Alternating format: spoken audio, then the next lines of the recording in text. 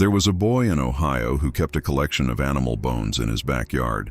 He arranged them carefully, methodically, with a kind of reverence that other children his age could not have understood and would not have wanted to. His neighbors did not think much of it. His parents had other things on their minds.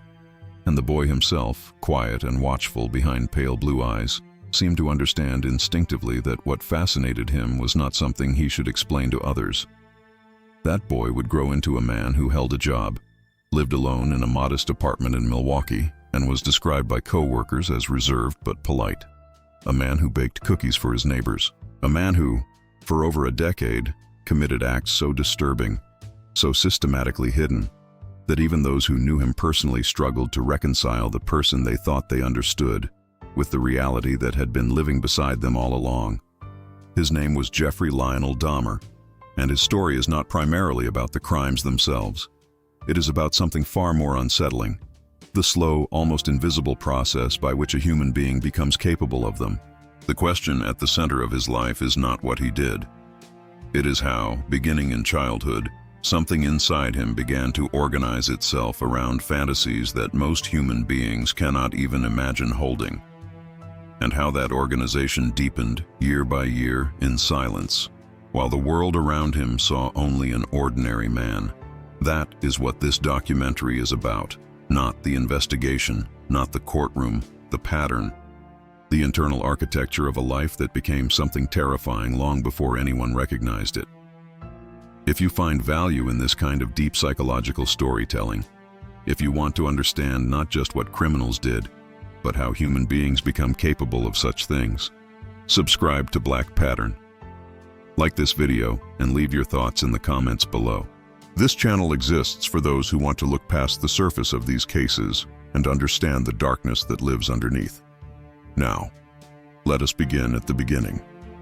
Jeffrey Dahmer was born on May 21, 1960, in Milwaukee, Wisconsin, the first child of Lionel Dahmer, a chemistry student, and Joyce Flint, a woman who struggled throughout her life with anxiety, hypochondria, and emotional instability.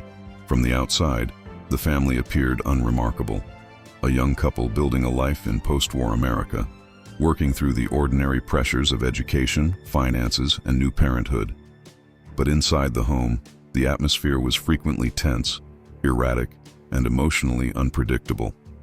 Joyce Dahmer's mental health was a source of ongoing difficulty for the family. She required significant attention and care, cycling through periods of crisis and relative stability. Lionel, according to his own later account in a memoir he wrote after his son's crimes became known, was frequently absorbed in his graduate studies, often absent from the emotional life of the household even when he was physically present. Jeffrey, as a young child, appears to have been caught in the space between two parents who were both, in different ways, elsewhere. Early accounts describe Jeffrey as a cheerful and energetic toddler, a child who seemed normal, even bright. But those who have studied his development closely note that a significant change appears to have occurred around the age of 6, when he underwent surgery for a double hernia. It is impossible to know exactly what this experience meant to Jeffrey at that age, whether the physical vulnerability, the anesthesia, the altered sense of his own body, or the hospital environment left any lasting psychological imprint. But Lionel Dahmer himself observed that his son seemed different afterward, more withdrawn, less spontaneous, quieter in a way that did not resolve itself over time. The family moved repeatedly during Jeffrey's childhood, a pattern that disrupted whatever social roots he might have established. By the time he was in elementary school, he was already developing a reputation among classmates as peculiar, not aggressive, not obviously troubled, but somehow apart. He did not form close friendships. He did not integrate naturally into groups. Some classmates later recalled him as a child who seemed disconnected, watching from a distance rather than participating. What was happening inside Jeffrey Dahmer during those years is something that can only be pieced together from later testimony, interviews, and his own eventual confessions. But the picture that emerges is of a child who had begun, very early, to retreat inward, and who, in that interior world, had begun to develop preoccupations that he did not share with anyone. One of the earliest documented warning signs, and it is a significant one, was his relationship with dead animals. Lionel Dahmer worked in chemistry and kept various chemicals at home, and Jeffrey discovered that these chemicals could be used to strip flesh from bone, to clean and preserve animal carcasses. He found roadkill. He collected the remains of animals. He was fascinated not by the living creature, but by what remained after death, by the internal structure, by the skeleton, by the biological machinery beneath the surface. This, in itself, might be explained in isolation as an unusual hobby, a morbid curiosity that some children develop and then grow out of. But in the context of what would follow, it reads as something else entirely. An early expression of a compulsion to possess, to strip away, to reduce a living thing to its essential components. The animal bones in the backyard were arranged. They were organized. They were, in some way that Jeffrey alone understood, a collection. The word that appears again and again in the psychological literature surrounding Dahmer is control. Not power in a loud or aggressive sense, but a deep, consuming need to hold something permanently, to prevent it from leaving, to arrest the normal process of separation and loss that defines ordinary human experience. Where that need originated, whether in the emotional instability of the household, in some early experience of abandonment or unpredictability, in neurological patterns that may have been present from birth, is something that forensic psychologists and biographers have debated at length without reaching consensus. What is clear is that the need was there, and that it was developing its own internal logic years before it found a human target. By the time Jeffrey entered adolescence, the family situation had deteriorated significantly. His parents' marriage was collapsing, a long, bitter dissolution marked by arguments, accusations, legal conflict, and emotional chaos that Jeffrey lived inside without refuge. He was growing increasingly isolated, increasingly dependent on alcohol as a way of managing an inner life that was becoming more difficult to contain, and increasingly aware that the fantasies forming inside him were not ones he could ever speak aloud. Lionel Dahmer would later describe his teenage son as someone who had become essentially invisible, present in the house, functional in a minimal way, but sealed off behind a surface that no one could penetrate. He was not violent. He was not obviously disturbed. He was simply, in a way that his father could not quite name, gone. Jeffrey began drinking heavily in high school. His classmates, many of whom later gave interviews after his crimes became public, remembered him as someone who performed a kind of social persona. The class clown, occasionally, someone who could mimic spastic movements in the hallways to get a laugh, who seemed at times to be deliberately drawing attention to himself in a way that paradoxically ensured he was never truly seen. The performance was the mask, and behind the mask, his internal world was becoming more elaborate, more specific, and more dangerous.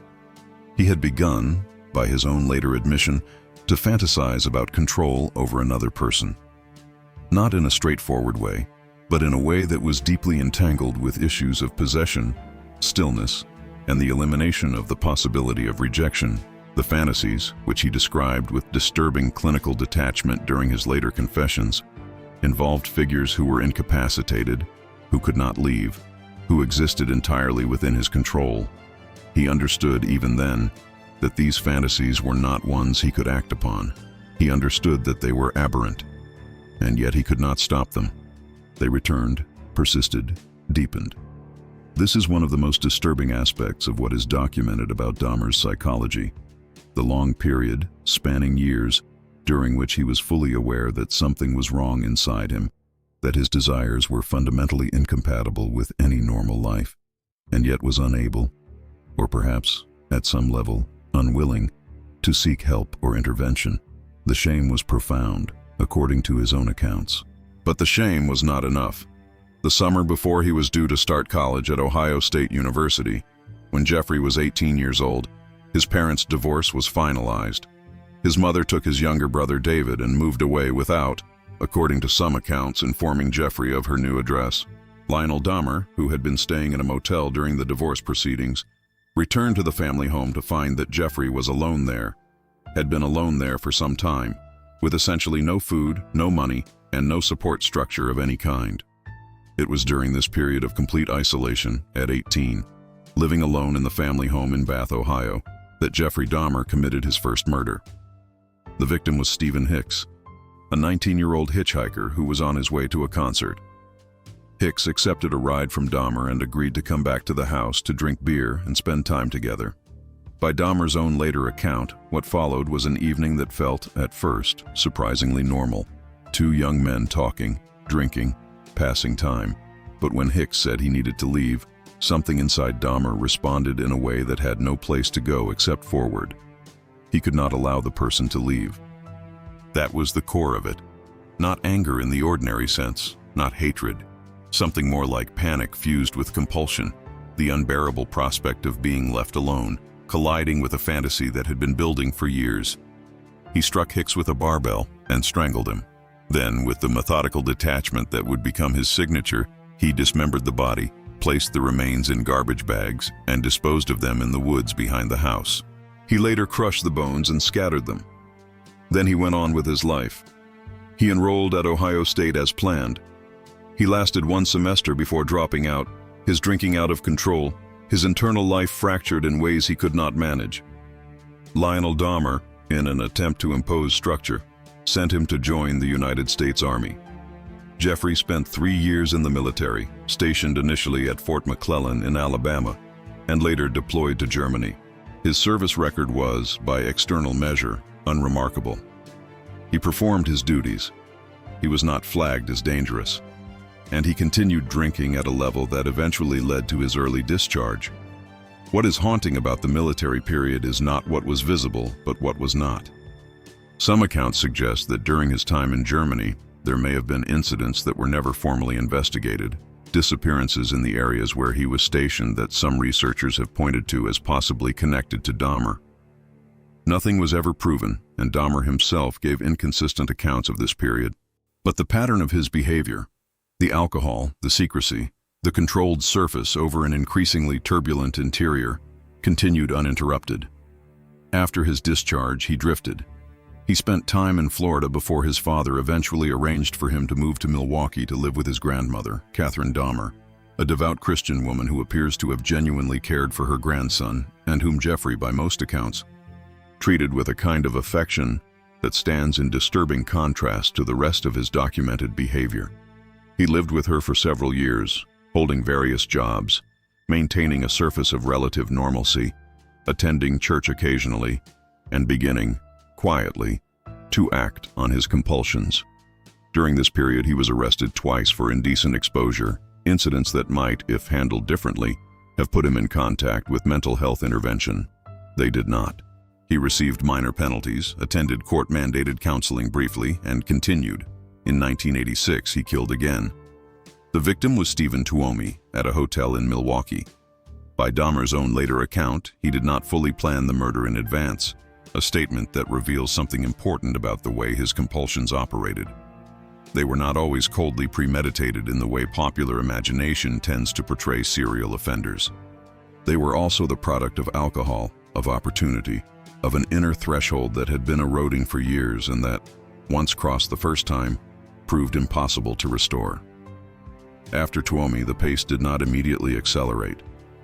There was another gap, then more victims.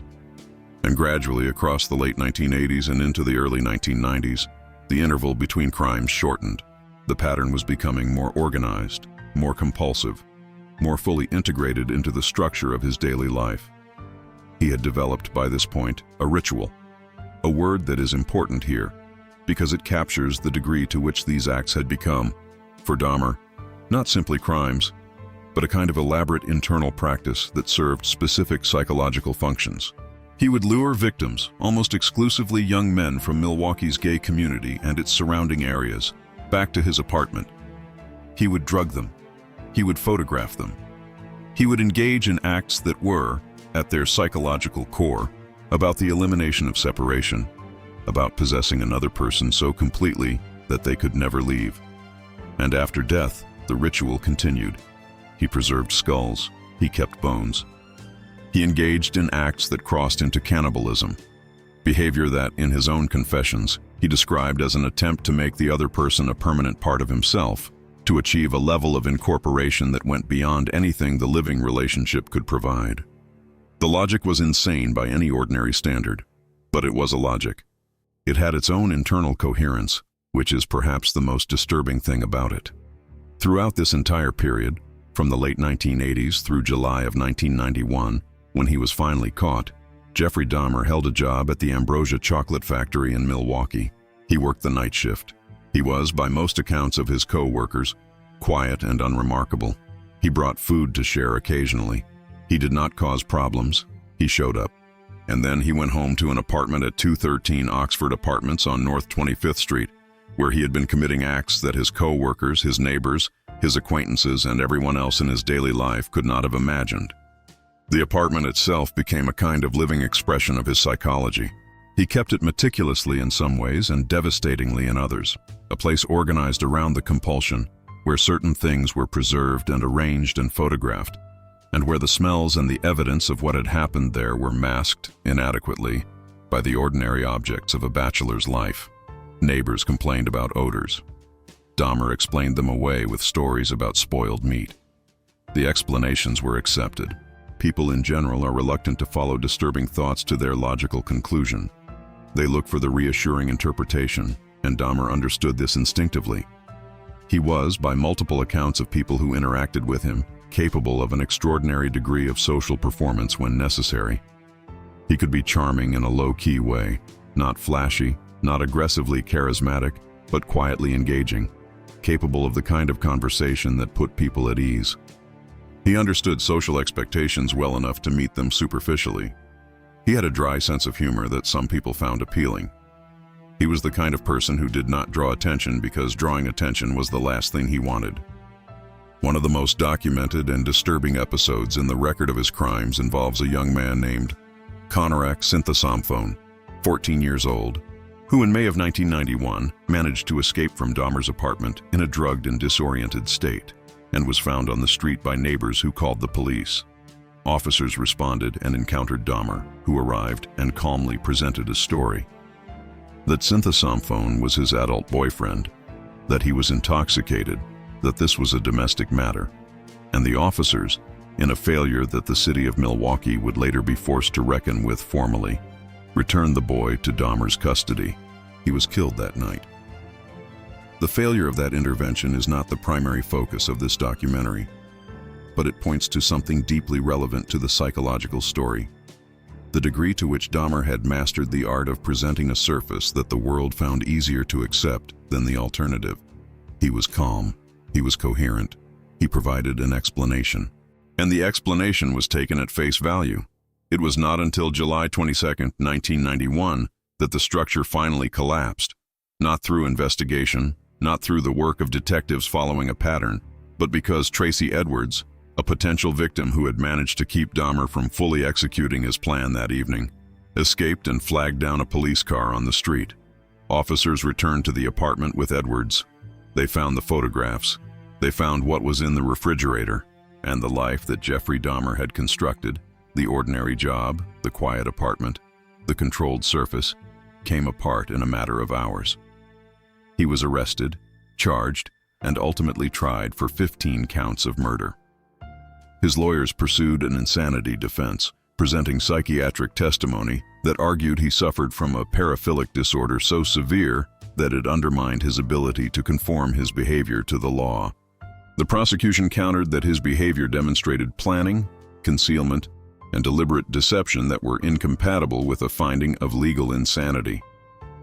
The jury sided with the prosecution. He was convicted on all counts. He was sentenced to 15 consecutive life terms. He was sent to the Columbia Correctional Institution in Portage, Wisconsin. On November 28, 1994, he was beaten to death by a fellow inmate, Christopher Scarver, while on a work detail.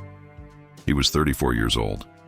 What remains, after all the facts have been stated and all the dates and names have been accounted for, is something that resists easy summary. Jeffrey Dahmer was evaluated by numerous psychiatrists and psychologists, both before trial and as part of the legal proceedings. The diagnoses that appeared in those evaluations: borderline personality disorder, schizotypal personality disorder, various paraphilias, capture something of the clinical picture, but they do not fully answer the question that sits at the center of his story. How does a human being become capable of this? What the documented record suggests is something like this: a child who was constitutionally sensitive, possibly neurologically atypical in ways that were never identified or addressed, grew up in an emotionally chaotic environment that failed to provide the stability, the mirroring, or the consistent attachment that developing psychology requires. He retreated inward at an early age and found, in that interior world, a set of preoccupations that felt somehow organizing, that gave shape and meaning to experiences of desire, fear, loneliness, and the terror of being left. Those preoccupations, which might in different circumstances have been caught, named, and treated, were instead allowed to develop in total secrecy over decades. They deepened. They became more elaborate. They became fused with sexuality, with identity, with survival in a psychological sense. And because they were never exposed to light, they were never interrupted. The warning signs were there. They were there in the animal bones arranged in the backyard. They were there in the pattern of social isolation, in the alcohol abuse that began at 15, in the 2 indecent exposure arrests, in the smell from the apartment, in the behavior that neighbors noticed but did not pursue. They were there in the first murder in 1978 that went undiscovered for 13 years. They were there every time the system encountered Jeffrey Dahmer and found him unremarkable enough to release. He did not look like what he was. He was careful about that. But more than that, the world around him was organized around the assumption that a person who looks ordinary probably is, that a person who holds a job and speaks coherently and does not cause obvious trouble is probably safe, that the most disturbing possibilities are the least likely ones. And in Jeffrey Dahmer's case, as in so many others, that assumption was catastrophically wrong. His 17 confirmed victims, men and boys whose lives contained everything that his story contains none of, deserve to be remembered not as plot points in a documentary about his psychology, but as human beings who were targeted because Dahmer understood how to find people who were vulnerable, isolated, or unlikely to be immediately missed. That understanding, that the selection was not random, that it reflected a calculated exploitation of social marginalization, is itself a psychological data point. He knew where to look. He had been watching the world for a very long time. What remains is not a mystery in the end, but something more uncomfortable than a mystery, a pattern. A pattern that began forming when Jeffrey Dahmer was a quiet child in Ohio, that grew in the silence of a troubled home and an empty house and a long, alcoholic adolescence, that organized itself around fantasies he could not stop, that found expression in acts he could not undo, and that continued because the world around him, at every juncture, found it easier not to look too closely. His life was not an explosion. It was an accumulation, a slow, terrible accretion of unaddressed darkness, forming in the space between what was visible and what was real. The most disturbing thing about Jeffrey Dahmer is not the apartment on North 25th Street. It is the years before it. It is the length of the silence. It is the distance between the boy who kept animal bones in a backyard in Bath, Ohio, and the man who went to work at a chocolate factory and came home, and the fact that no one, at any point along that distance, understood what was walking among them. In the end, the pattern was not hidden in his face. It was hidden in plain sight, in everything the world chose not to see, and in the terrible, patient quiet of a man who had learned, very early, that the most important things are the ones you never say aloud.